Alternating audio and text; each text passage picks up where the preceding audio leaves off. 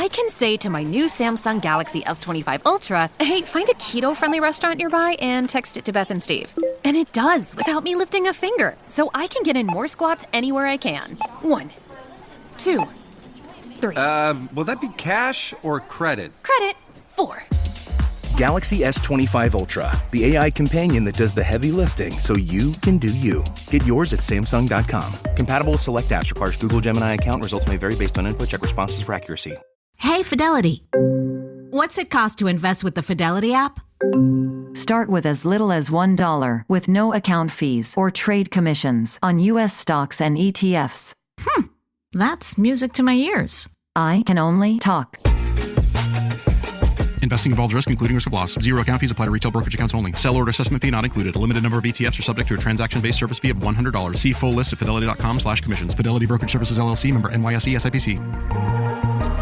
Welcome to the Dulce Candy podcast, your go-to destination for self-love, high vibe, living, and personal development. I am Dulce Candy, your host, war veteran, published author, meditation teacher, and content creator, here to guide you on a journey of transformation and growth. Through enlightening conversations, practical strategies, and inspiring stories, we'll delve into mindfulness, spirituality, and the art of living a high vibe life. Each week, we'll explore the tools to manifest love, abundance, and positivity in all aspects of life. So sit back, tune in, and get ready to elevate your soul as we embark on this beautiful and transformative journey together. Welcome to the Dulce Candy podcast. Hello, my beautiful ladies. How's it going? I hope you're all having a beautiful day wherever you are. So today I wanted to take the time to answer a question just off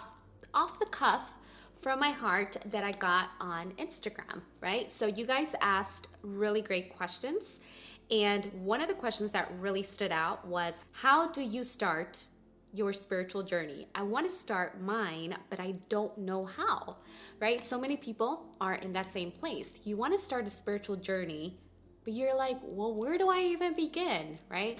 And so while I'm drinking my ceremonial cacao, I'm definitely working with ceremonial cacao a lot more in my private life, because I really intend to share this with you guys in a public forum and everything. I also wanted to be grounded, and ceremonial cacao, this beautiful plant medicine, really opens up my heart to share what I'm really feeling from my heart without my ego over here, trying to protect me and trying to say the politically correct thing.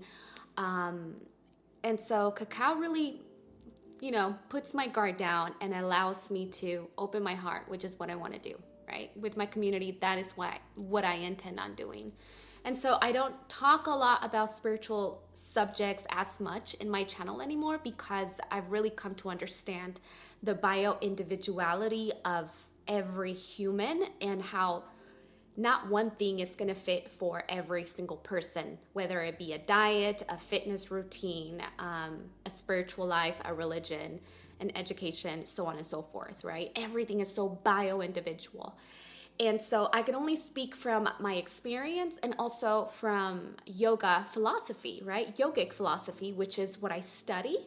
And as a meditation teacher, I've also had the privilege of learning about my soul through my own spiritual practice. So let's begin. How do you start your spiritual journey? Well, like I mentioned, there is not one definite answer or one path or one way of getting to that even beginning of a spiritual journey or an awakening. Now, I did not know that I was going through a spiritual awakening many years ago, almost 4 years ago, or even a little bit longer. But a spiritual journey, how I define that, is having a relationship with the awareness of who you truly are, right? Really having that moment of almost an out-of-body experience where you're not your mind, you're not your body, you're not your thoughts, you're not the role that you are playing as this character in this human world. A lot of us identify with our jobs, our titles, our accomplishments, our failures, the situations that happen to us as children, we identify so much with the external.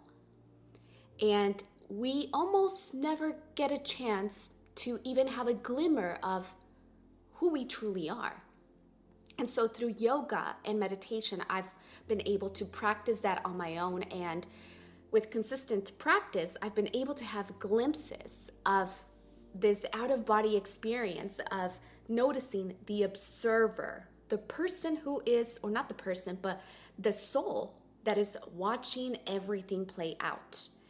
And I have to be honest, it can be pretty scary. So a meditation practice will give you that ability to be able to step outside of your body and see that what you're watching is your thoughts coming by.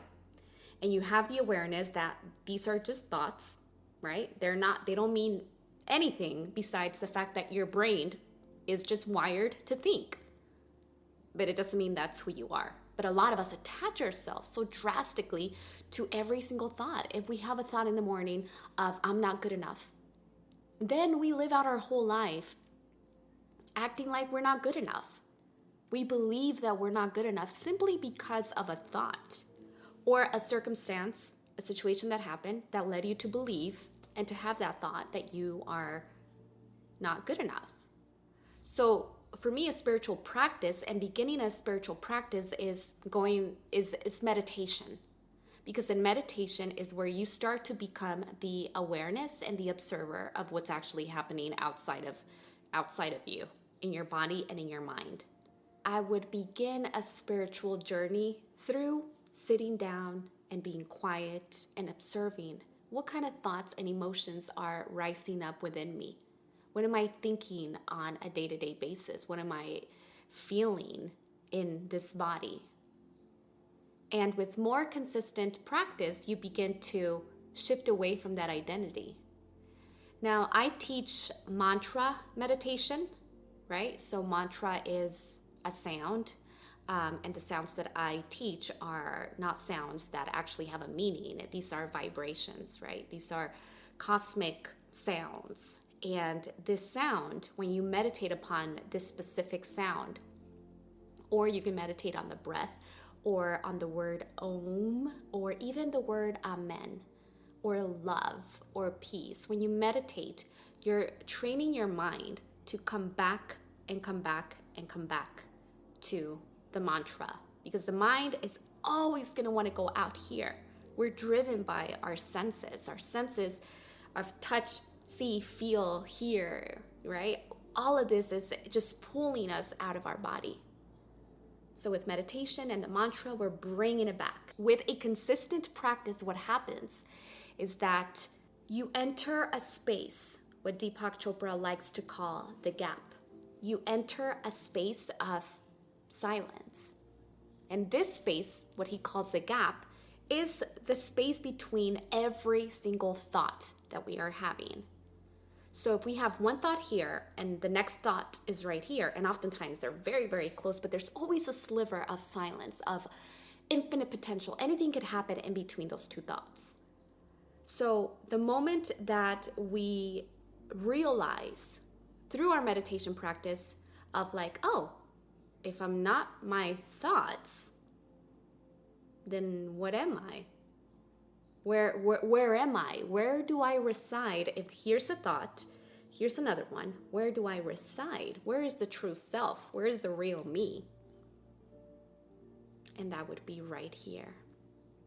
And when you're in this state, you're not even aware that you're in this state. And as a matter of fact, your body slows down tremendously. The breathing slows down tremendously, almost to the point that you feel like you're not even breathing, right? You're not having any thoughts.